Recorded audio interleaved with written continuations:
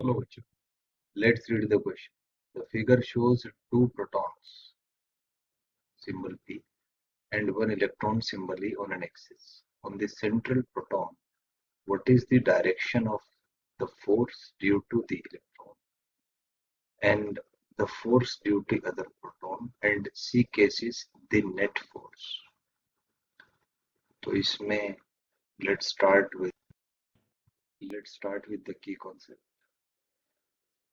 So the key concept is Coulomb's law.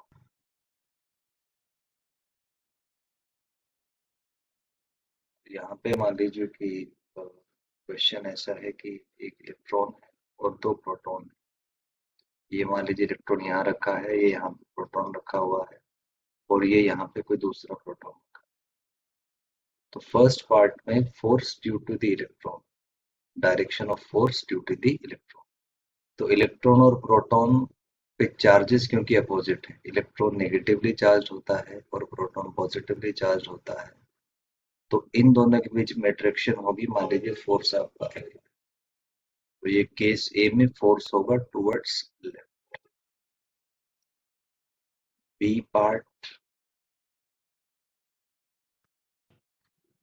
तो B part में है इसमें कि जो दूसरा प्रोटॉन है इसकी वजह से फोर्स कहाँ लगेगा। तो आप देख सकते हैं कि ये प्रोटॉन है, ये भी प्रोटॉन है, तो इस पे भी पॉजिटिव चार्ज, इस पे भी पॉजिटिव चार्ज, तो ये इसको रिपेल करेगा, तो इस पे भी नेट फोर्स जो है ये आपका टुवर्ड्स लेफ्ट ही है। इसके बाद नेक्स्ट केस है आपका सी। सी में आपसे पूछा है कि नेट फोर्स इस पे कहाँ होगा प्रोटॉन। तो प्रोटॉन पे क्योंकि दोनों की वजह से फोर्स लेफ्ट में है, तो नेट फोर्स भी इसमें टुवर्ड्स लेफ्ट ही। तो तीनों केसेस में जो आंसर है वो लेफ्ट ही होगा। नेट फोर्स हो चाहे प्रोटॉन का फोर्स हो चाहे नेट फोर्स थर्ड केस में। So I hope you understand it well. Thank you.